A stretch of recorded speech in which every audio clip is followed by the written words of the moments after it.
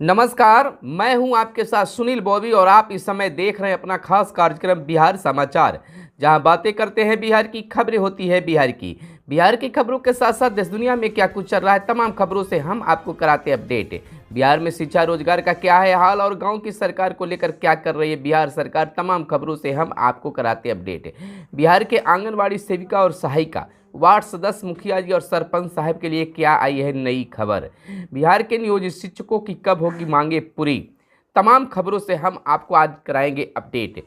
पूरी खबर को बताने से पहले आपसे आग्रह है कि अगर अब तक हमारे चैनल को आपने सब्सक्राइब नहीं किया होगा तो चैनल को सब्सक्राइब कर लीजिएगा। हमारे फेसबुक पेज को भी आप फॉलो कर सकते हैं और हमारे इंस्टाग्राम पेज सुनील बॉबी 714 को भी आप फॉलो कर सकते हैं। इस पर एक से बढ़कर एक वीडियो देखने के लिए मिलते रहते हैं।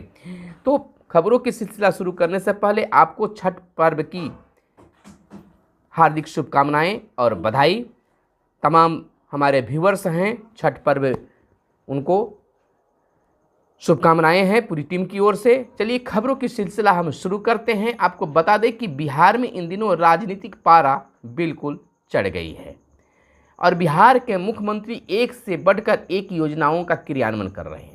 इसी बीच एक बड़ी खबर निकलकर सामने आई है कि 109 मार्गों पर मार्च तक चलने लगेगी 1070 बसें।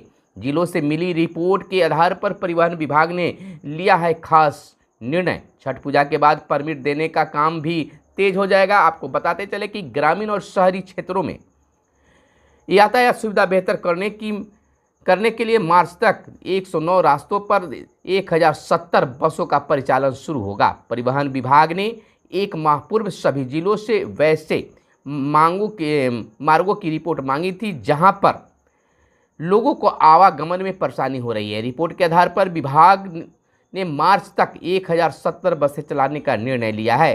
अधिकारियों के मुताबिक छठ पूजा के बाद परमिट देने का काम भी शुरू हो जाएगा, यानी तेज हो जाएगा। इधर हम आपको बताते चलें कि शिक्षा विभाग से एक बड़ी खबर निकल कर आई है कि 1ली से 8वीं कक्षा तक होगी आपदा की पढ़ाई। प्राधिकरण ने तैयार किया है प्रस्ताव, शिक्षा विभाग को भेजा जाएगा यह प्रस्ताव। आपको बताते चले कि बिहार राज्य आपदा प्रबंधन प्राधिकरण ने बिहार में 1 से 8वीं कक्षा तक आपदा से संबंधित कार्य विषयों की पढ़ाई शुरू करने की तैयारी में है। प्रस्ताव तैयार किया गया है। विभागीय बैठक के बाद जल्द ही प्रस्ताव को शिक्षा विभाग भेजा जाएगा ताकि अगले सत्र में इसकी कार्य की भी शुरुआत हो। अब बिहार के नियोजित शिक्षकों के लिए एक बड़ी खबर निकलकर सामने आई है कि बिहार के नियोजित शिक्षकों को जल्द ही राज्यकर्मी का दर्जा मिल जाएगा, यानी कि इसी माह में राज्यकर्मी का दर्जा मिल जाएगा और अगले माह परीक्षा होगी और परीक्षा के रिजल्ट के बाद इनको लाभ भी मिलना शुरू हो जाएगा। इधर बात कर ले विशेष पठन अभियान में स्कूल नहीं ले रहे हैं रुचि, मांगा गया है स्पष्टीकरण। सुस्ती बढ़ती जा रही है। जिले के 3432 में 2240 स्कूलों ने नहीं शुरू किया है यह अभियान। राज्य के सरकारी स्कूलों में पढ़ने वाले बच्चों को किताबें पढ़ने में महारत हासिल कराने और शब्दों पर बेहतर पकड़ बनाने के लिए शिक्षा विभाग की ओर से विशेष पठन अभियान शुरुआत की गई है। 13 अक्टूबर से शुरू किए गए पठन अभियान में जिले के स्कूल प्रबंधन रुचि नहीं ले रहे हैं। जिला शिक्षा कार्यालय की ओर से की गई समीक्षा में अधिकतर स्कूलों में पठन अभियान की शुरुआत नहीं की गई है। इधर अगर बात कर ले आंगनबाड़ी सेविका और सहायिका की, तो आंगनबाड़ी सेविका और सहायिका अब निराश होते जा रहे हैं। कई जिलों से यह खबर आ रही है कि अब आंगनबाड़ी सेविका और सहायिका अपने संगठन के कथनानुसार, आदेश के अनुसार, निर्देश के अनुसार वो अपनी हड़ताल को वापस ले रहे हैं और काम पर लौटना भी शुरू कर रहे हैं। कई वैसे आंगनबाड़ी सेविका और सहायिकाओं की संगठन है जो अब भी अड़े खड़े हैं और आंदोलन की तैयारी भी कर रहे हैं, लेकिन छठ पूजा के बाद कुछ अलग ही दृश्य देखने के लिए मिलेगा, चाहे सरकार की ओर से खुशखबरी मिले या इनकी आंदोलन और तेज हो। इधर सत्र 2023 में 13 आईआईटी की 45 सीटें रह गई है खाली, यानी कि इस बार 23 आईआईटी में 45 सीट खाली रह गई है। 2023-24 सत्र में 23 आईआईटी के लिए 17,385 सीटें थी, लेकिन 6 राउंड के बाद भी 17,340 सीटें ही आवंटित की गई, शेष 45 सीटें खाली रह गई है।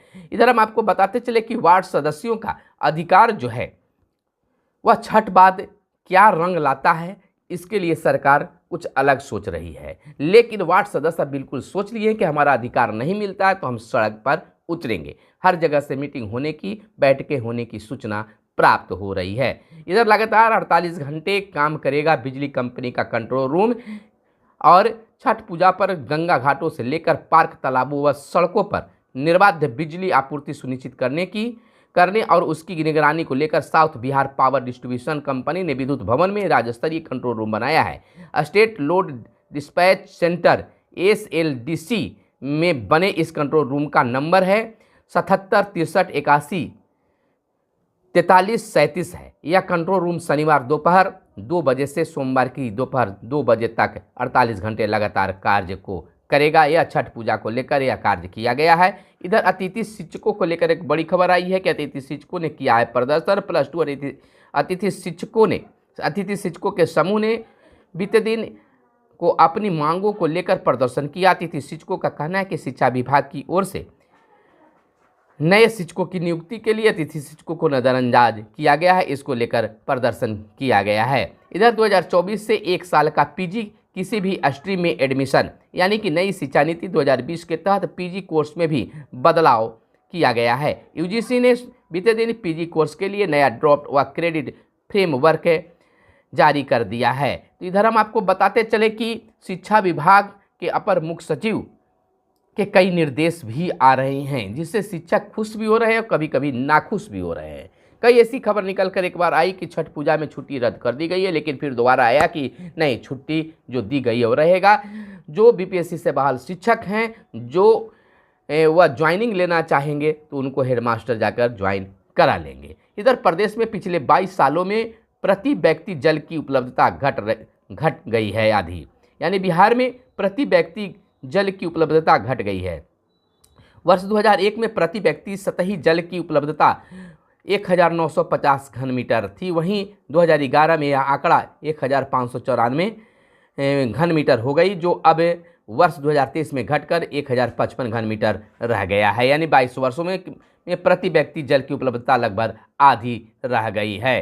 तो वहीं हम आपको बता दें कि बिहार में अब नियोजित शिक्षकों का तबादला भी होगा। इसको लेकर अब विभाग जो है कार्य करना शुरू कर दिया है, यानी कि बहुत जल्द जैसे ही शिक्षक बहाली खत्म हो जाता है उसके बाद नियोजित शिक्षकों का भी तबादला होगा। लगातार कई वर्षों से नियोजित शिक्षक एक ही स्थान पर बने हुए हैं, ये अब शिक्षा विभाग के नज़र में आ गई है और शिक्षा विभाग इस पर भी बेहतर ढंग से काम करना चाह रही है। इधर बता दें कि बिहार के लोगों की सालाना आय पिछले साल से 6,613 से बढ़कर 54,111 रुपये हुई है, यानी कि बिहार की आर्थिक सेहत धीरे धीरे बेहतर हो रही है। साल दर साल राज्य का सकल घरेलू उत्पाद बढ़ रहा है, इसका लोगों को आमदनी के तौर पर देखा जा रहा है। तो वहीं हम आपको बता दें कि बिहार राजनीतिक दलों का सर्वाधिक पसंदीदा राज्य बन गया है, यानी 2020 के चुनाव में विधानसभा की 243 सीटों पर 212 राजनीतिक दलों की रही भागीदारी, यूपी में सर्वाधिक भागीदारी रही है। देश के 4 राज्य में विधानसभा चुनाव हो रहे हैं। बिहार की तुलना में राजनीतिक दलों की रुचि इन 5 राज्यों में बहुत ही कम है। बिहार विधानसभा चुनाव राजनीतिक दलों के लिए सबसे पसंदीदा राज्य बना हुआ है।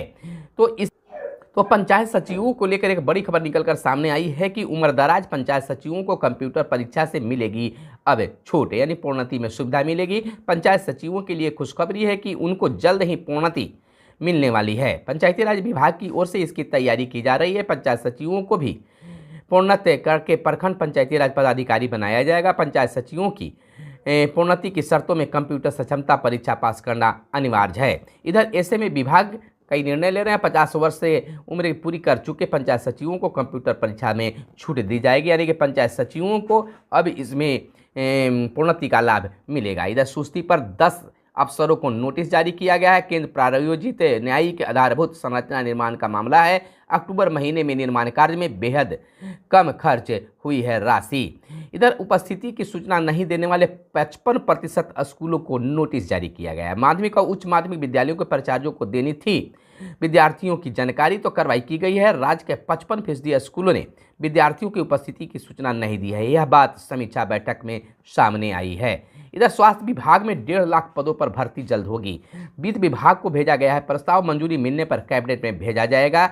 4 श्रेणी में विभाजित किया गया है चिकित्सक कैडर को और कई तरह के यानी public health cadre, health management और टीचिंग और स्पेशलिस्ट कई तरह के पद हैं। 1,20,000 शिक्षक इस साल नियुक्त हुए हैं और बिहार पुलिस में हुई है 12,926 पदों पर बहाली। तो इस तरह से स्वास्थ्य विभाग में भी बड़ी बहाली आने जा रही है, जिसकी तैयारी भी अब शुरू हो गई है। अधिसूचना जारी की गई है कि 94 लाख गरीब परिवारों को 2-2 लाख मिलेंगे, यानी जातीय गणना के साथ सामाजिक आर्थिक सर्वे में चिन्हित परिवारों को लाभ दिया जाएगा। मुख्यमंत्री की घोषणा के बाद बिहार लघु उद्यमी योजना का संकल्प जारी किया गया है, तो विभिन्न कोटि के लोगों को इसका लाभ मिलेगा। एक वीडियो वायरल हुआ है बीपीएससी शिक्षिका की, जो खुले मैदान में एक झोपड़ी में बैठकर वह अपनी नियुक्ति ले रही है, यानी कि ज्वाइन कर रही है विद्यालय को।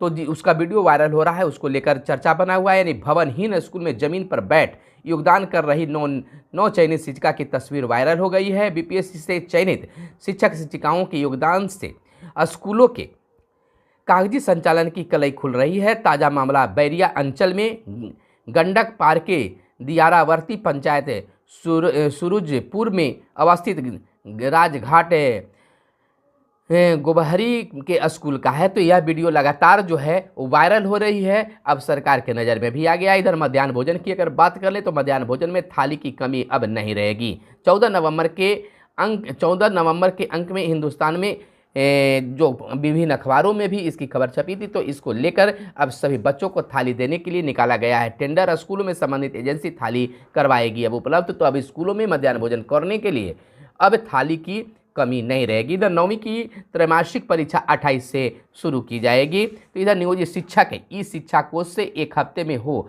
पंजीकृत करने की यह आदेश दिया गया है। तो इस तरह की कई खबरें हम आपको बताया, कैसा लगा जरूर बताइएगा। कैमरे के पीछे है मिस्टर साहिल। फिर मिलते हैं अगले वीडियो में, तब तक के लिए दीजिए इजाज़त। छठ पूजा की हार्दिक बधाई और शुभकामनाएं। धन्यवाद। जय हिंद, जय भारत, वंदे मातरम।